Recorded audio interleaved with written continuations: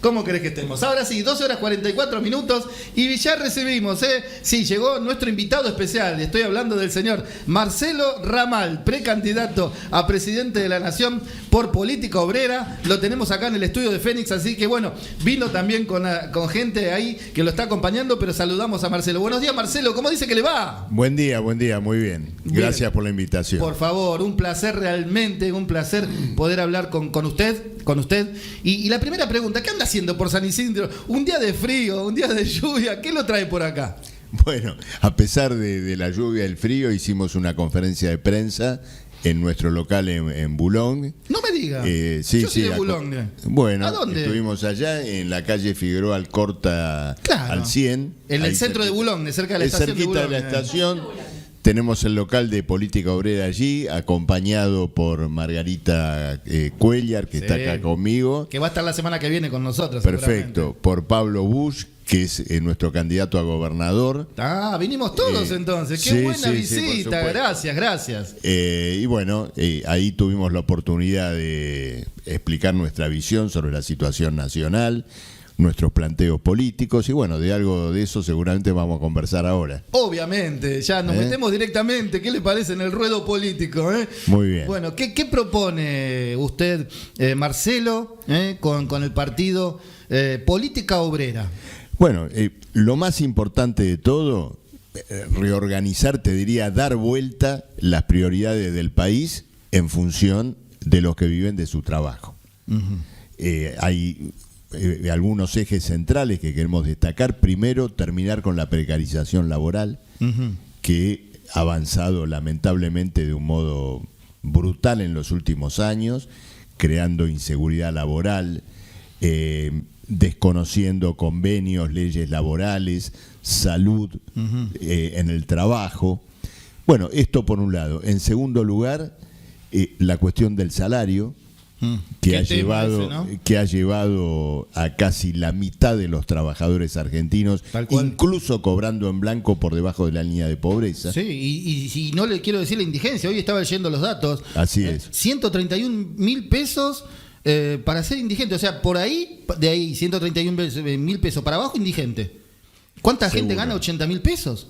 Por supuesto, es decir, tenemos a una clase obrera argentina que está realmente por debajo de la línea de flotación. Totalmente. Y lo más grave de todo es que cuando escuchamos cuáles son las salidas que se están discutiendo para esta crisis nacional en función de lo que va a pasar después de diciembre, bueno, escuchamos más ajuste, devaluación de la moneda, prioridad a los acreedores de la deuda, es decir, otra agresión a los que viven de su trabajo. Entonces nos parece muy importante que en la elección existan voces como las que estamos poniendo en pie con Política Obrera en los municipios, en las provincias, que levanten la bandera del salario, del derecho al trabajo, del derecho a una jubilación que a su vez cubra la canasta familiar, y que por lo tanto, digamos, la gran crisis nacional sea solventada por quienes provocaron esta crisis por un lado y luego rebosan de ganancias en sus balances empresarios, porque hay que decirlo, Argentina tiene dos caras. Sí. De un lado tenés a las grandes corporaciones capitalistas que, a caballo del aumento de precios, tarifas, inflación, han obtenido beneficios extraordinarios. Siempre hay un aprovechamiento, ¿verdad? Por supuesto, y luego esta realidad que muestra la clase obrera. Una gran reforma laboral, ¿no? La que hay que hacer en este país, ¿no? Bueno, se está hablando mucho de reforma laboral y uno se pregunta si lo que se está discutiendo es algo que termine con el trabajo precario, los bajos salarios y demás. Pero lamentablemente lo que tenemos que escuchar es todo lo contrario. Todo lo contrario. Leímos en estos días un poco esos lineamientos de reforma laboral que se están discutiendo. Primero, eliminar la indemnización por despido. Sí. ¿No es cierto? Yo recién le decía a un colega tuyo de Salta con el cual estábamos conversando sobre esto. ¿Qué significa la eliminación de la indemnización por despido? Vos fíjate lo siguiente, en cualquier contrato privado, el que rompe ese contrato tiene que pagar un resarcimiento. Por supuesto. Si vos rescindís un alquiler, tenés que pagar una indemnización. Si vos hay un contrato privado de provisión de una mercadería a otra persona, no lo cumplís, tenés que pagar un Yo resarcimiento. rescindo el contrato acá en la radio y también tengo que indemnizar a la radio. Ahora, un patrón rescinde su contrato, que es por tiempo indeterminado con el trabajador, también tiene que resarcirlo. Ahora, el único contrato que se quiere establecer sin resarcimiento es el contrato de trabajo. Claro. Es una enormidad. ¿Y esto qué significa? Desde el punto de vista de las relaciones laborales, reemplazar la indemnización por esto que se está hablando, un fondo equivalente a lo que existe, por ejemplo, hoy en la industria de la construcción, es liberar al patrón del costo que significa despedir, porque es un costo que ya tiene pago, claro, y por lo tanto el trabajador sabe que tiene encima de su cabeza la espada de Damocles del despido fácil. Esto por un lado. Luego, otra cuestión gravísima que se está discutiendo es la derogación de la ley de multas laborales.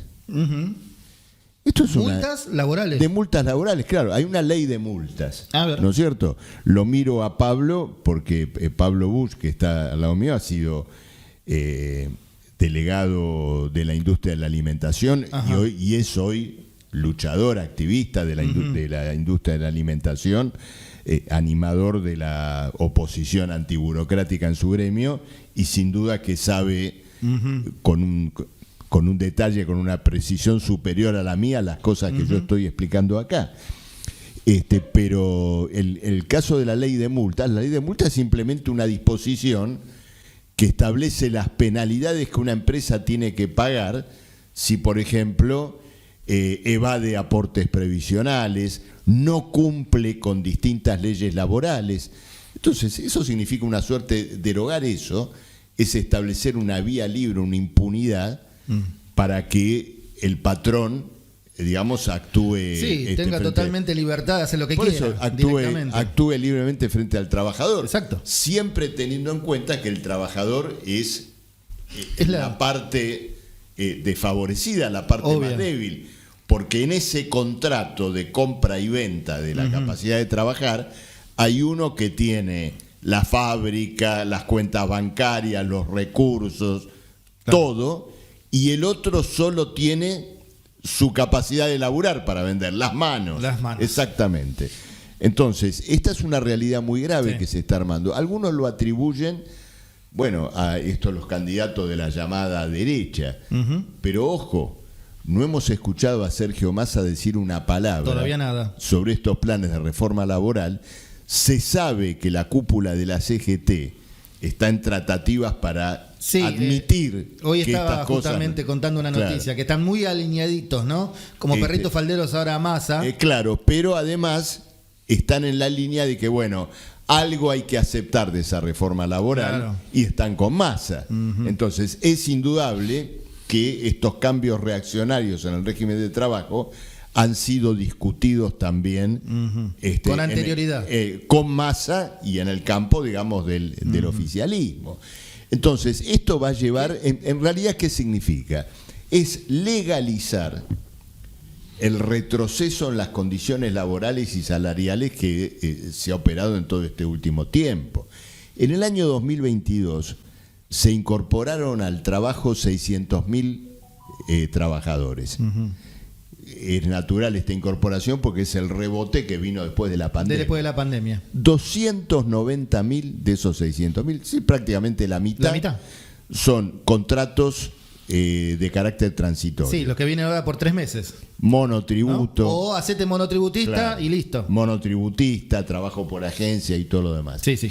Quiero agregarte una cuestión más que está en discusión. Prolongar el periodo de prueba, que hoy es de 6 meses a 12 meses. Claro, un año. Esto que voy a decir ahora, me lo contó el propio Pablo. Ya con el periodo de 6 meses, las patronales explotan esto, no como periodo de prueba, sino como régimen de rotación permanente de una parte del plantel laboral.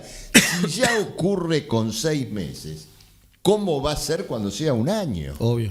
Es decir, vamos a un régimen de rotación laboral permanente. Es importante sacar las conclusiones de esto. ¿Por qué motivo? Porque esto está reflejando el retroceso, incluso me animaría a decir, histórico de un sistema social. ¿En qué sentido? Cuando nació, en algún momento del siglo XIX, nació, podríamos decir, el fichaje en la fábrica. Claro, me acuerdo, fichaje, sí, ¿no? obvio. Alguien inventó el fichaje y lo que podríamos decir el salario, el jornal horario. Sí, sí. ¿Qué El implica? jornal era antes. Claro, Antes era ¿qué el jornal. implica, ¿no es cierto? Decir, bueno, este tiempo, ¿no es cierto?, corresponde estar adentro de la fábrica, pero eso tuvo un significado. Con el pago por hora, la patronal se hacía cargo de lo que ocurría en el tiempo de trabajo de una jornada de un mes en forma integral.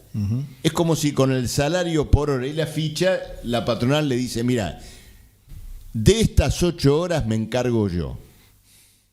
Pase lo que pase. Si, por ejemplo, no hay laburo, a la empresa no le entrega trabajo, lo que fuera, bueno, los trabajadores tendrán que esperar, jugar un solitario, limpiar, hacer alguna otra cosa mientras entre laburo, pero es responsabilidad del patrón. Claro. Es el patrón el que asume la responsabilidad de organizar la jornada de trabajo.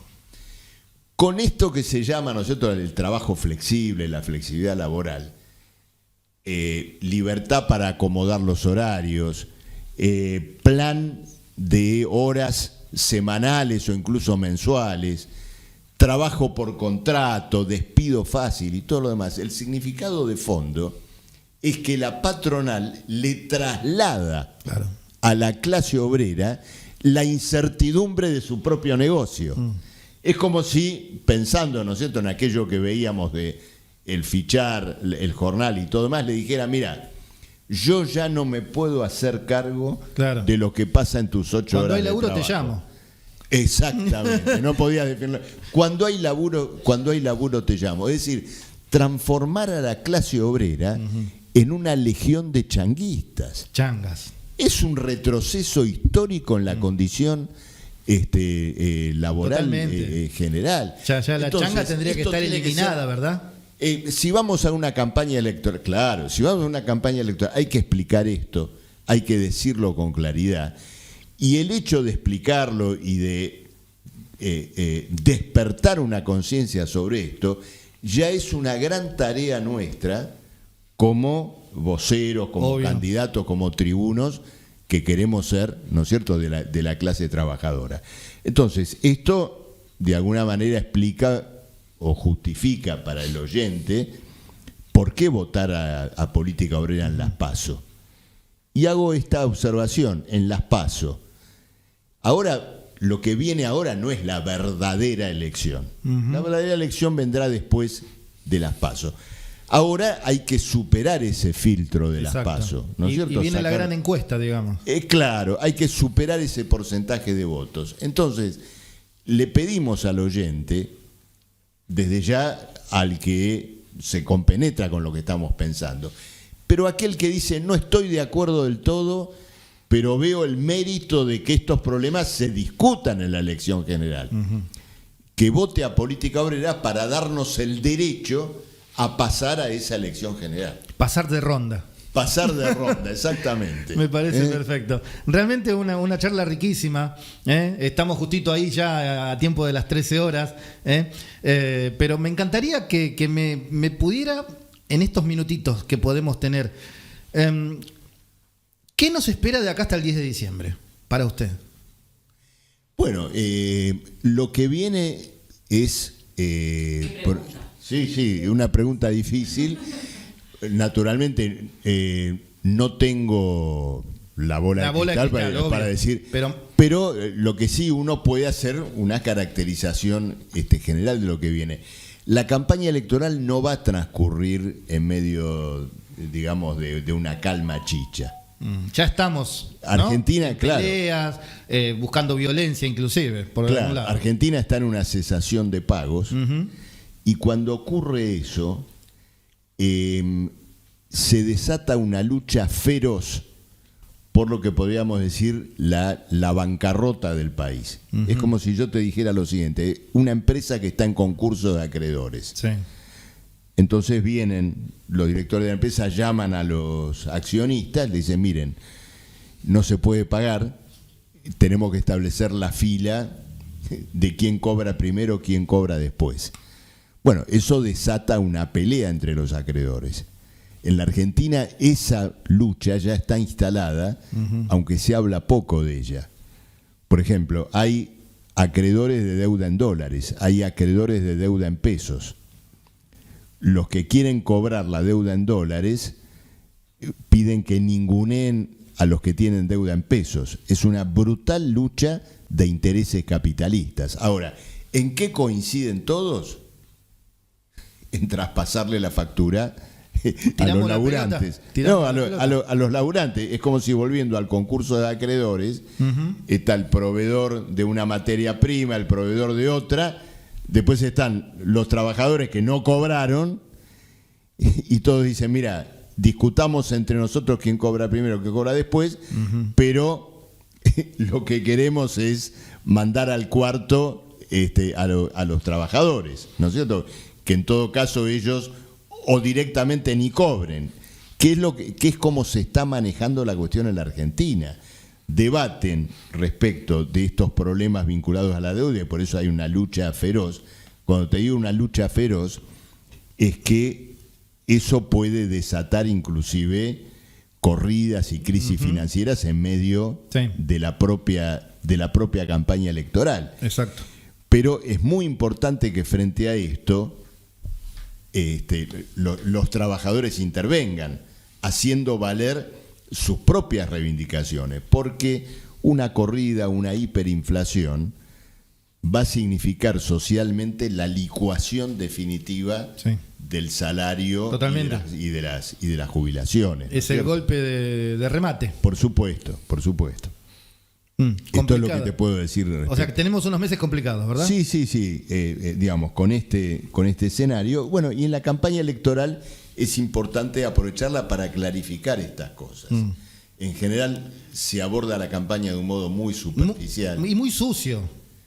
Chicanas, claro. Peleas por Twitter. Casi un circo electoral, ¿no? Donde si los verdaderos candidatos dijeran, en vez de pelearse entre sí, lo que realmente van a hacer si son gobierno, te puedo asegurar que no los vota nadie. Exacto. Yo hace muchos años que vengo diciendo, nosotros ya tenemos algunos años, ¿no?, encima, las famosas plataformas políticas, ¿no? Antes, cuando un político, y yo veo que usted lo está haciendo, ¿no?, se paraba en el atril y decía: bueno, yo voy a hacer esto. Quizás el último fue Alfonsín, por ahí, si yo mal no recuerdo, ¿no? Pero hoy día no existe ya eso. No existe. Y que un político exponga directamente la campaña o lo que promueve directamente. Hoy es pelea, chicana, yo hice esto, vos no hiciste nada, ¿no? Me parece que falta eso también, volver a esas raíces por ahí. El ejemplo claro sería la plataforma de Milei. Alejandro Berkovich en su programa citó a Fabián, alguien que había analizado la plataforma de Milei, y cuando a él le tocó poner por escrito todo lo que iba a hacer, bueno, quedó al desnudo. Claro. Que bueno, nada, cero salud pública, nada de salud, todo es gasto, reducimos, recortamos. Entonces, todo lo que él dice en sus discursos para captar el voto de la gente, a la hora de escribirlo en una verdadera plataforma política, sigue los lineamientos de cualquiera de las fracciones patronales que tenemos hoy, que van a una política de ajuste. Realmente un placer. Me queda poquito tiempo, ya estamos ahí, nos pasamos justamente de la tanda, pero están invitados a un nuevo programa. Me encantaría que venga con más tiempo. Margarita creo que la vamos a tener esta semana, la semana que viene, ya estuvimos hablando. ¿Por qué? Porque nosotros los lunes y martes tenemos 3 horas de programa. Entonces ahí yo ya destino 1 hora para hablar directamente acá. Así que les propongo a los 3 cuando que cerremos un día y tengamos una charla de 1 hora, porque la gente lo está queriendo eso, tanto de ustedes como de otros partidos políticos también. Y nosotros tenemos que estar para eso. tenemos que estar para eso, ¿no?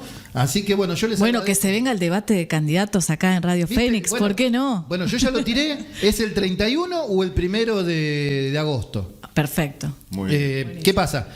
Ahí tenemos, ahora se me fue de la cabeza, pero hay 5 precandidatos que ya dijeron que sí, inclusive ustedes, ¿no?